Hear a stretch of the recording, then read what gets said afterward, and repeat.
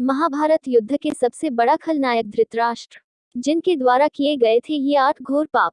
धृतराष्ट्र को महाभारत में सबसे बड़ा खलनायक माना जाता है क्योंकि वह इस युद्ध को रोकना चाहते थे, लेकिन उन्होंने पुत्र मोह में अपने ही वंश का विनाश कर दिया।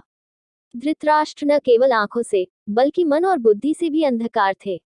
हालांकि उनके जीवन में कई पाप थे। यहाँ जानिए उनके द्वारा बताए गए 8 घोर पापों के बारे में। 1. गांधारी के साथ धोखा। भीष्म ने धृतराष्ट्र का विवाह गांधार की राजकुमारी गांधारी से किया। गांधारी को जब पता चला कि मेरे पति अंधा है तो उसने भी आंख पर पट्टी बांध ली। गांधारी से धृतराष्ट्र से शादी करने से पहले ज्योतिषियों ने सलाह दी कि गांधारी की पहली शादी संकट में है, इसलिए उनकी शादी किसी और पक्ष से करें, फिर धृतराष्ट्र से करें। इसके लिए गांधारी ने ज्योतिषियों के एक बकरे से विवाह की थाह ली थी। बाद में उस बकरे की बलि दे दी गई।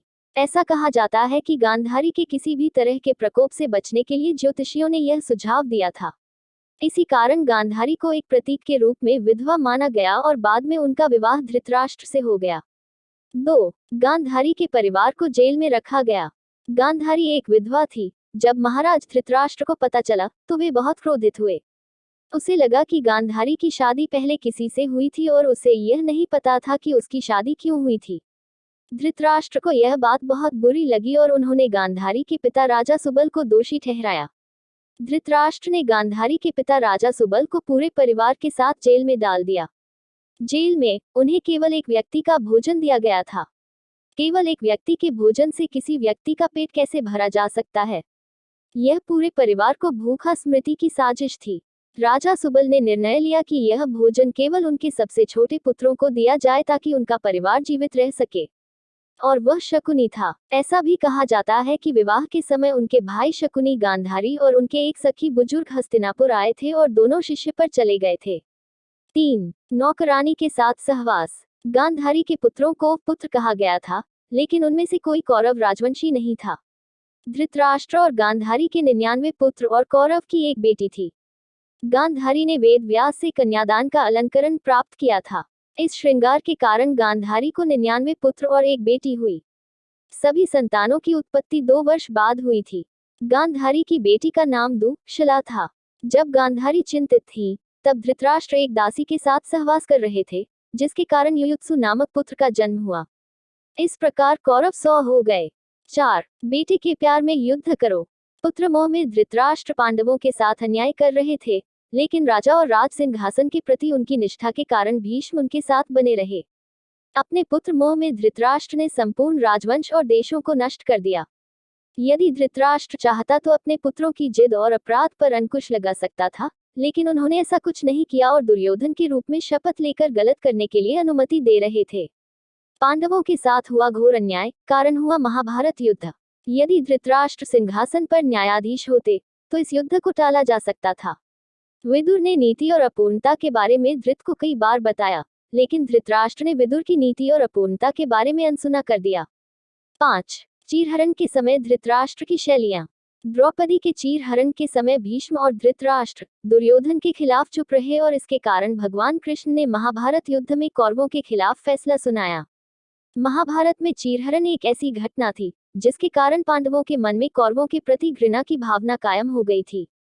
यह एक ऐसी घटना थी जिसके कारण प्रतिशोध की आग भड़क उठी। 6. अधर्म का समर्थन करना। एक अनुभवी और ज्ञानी होने के बावजूद धृतराष्ट्र को कभी भी उनके मुंह से न्याय का एक शब्द नहीं निकला। पुत्र मोह में उन्होंने गांधारी की न्यायोचित बात पर कभी ध्यान नहीं दिया। गांधारी के अलावा संजय ने उन्हें राज्य और धर्म के हितों के बारे में भी बताया था, लेकिन उन्होंने संजय की बातें नहीं सुनी। वह हमेशा शकुनी और दुर्योधन की बातों को सच मानते थे।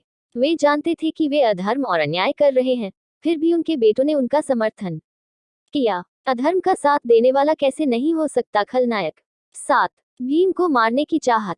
युद्ध समाप्त हो गया और पांडु के पुत्र भीम ने धृतराष्ट्र के पुत्र दुर्योधन का वध कर दिया। इस बारे में धृतराष्ट्र का गुस्सा और बदले की भावनाएं पैदा हुई। इस प्रकार धृतराष्ट्र भीम को मारना चाहते थे।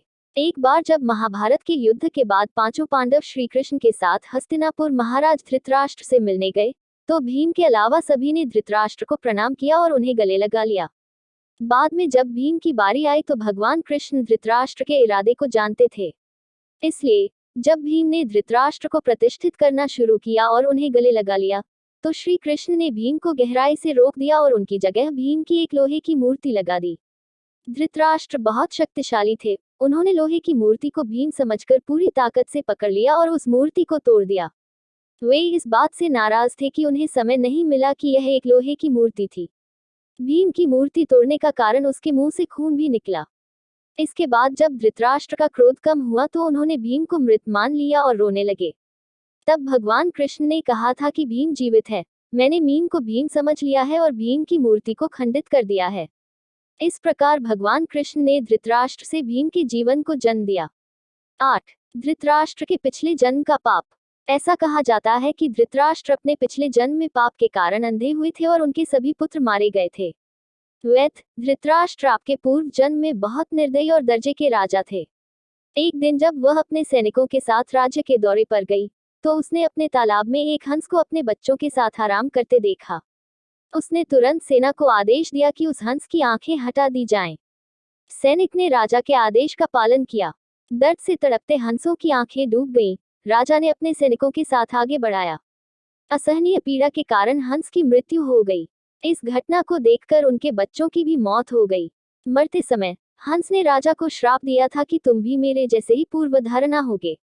इस श्राप के कारण धृतराष्ट्र अगले जन्म में अंधे पैदा हुए और उनके पुत्र हंस की इसी तरह मृत्यु हो गई। यदि आपको यह जानकारी अच्छी लगी हो तो लाइक करें, शेयर करें और हमारे चैनल को सब्सक्राइब करें। धन्यवाद।